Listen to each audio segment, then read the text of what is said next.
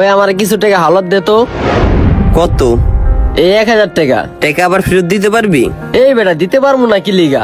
না, তুই তো এর আগের বার 300 টাকা নিয়া ওই টাকাটা ফেরত দিতে তোর অনেক কষ্ট হয়ে গেছে গা। এই কারণে বললাম টাকা নিয়ে টাকা কি আবার ফেরত দিতে পারবে কি না। এই নে 1000।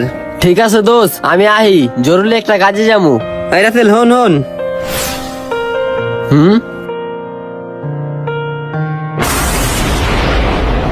কিরে তোর এই সিনটা আমি বুঝলাম না, এটা তুই কি করলি? না, তোর 1000 টাকা হালত দিলাম না, এরপরে তো তোর আর দেখা পামু না। চাইলেও মন খুললা বুকটা মিলাইতে পারমু না, হাসি মুখে কথা কইতে পারমু না। এই কারণে শেষবারের মতো মনটা খুললা হাসি মুখে বুকটা মিলিয়ে নিলাম।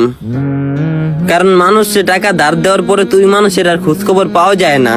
ওই মানুষটার সাথে আগে যে হাসি খুশি সম্পর্কটা থাকে, টাকা ধার দেওয়ার পর ওই হাসি খুশি সম্পর্কটা থাকে না।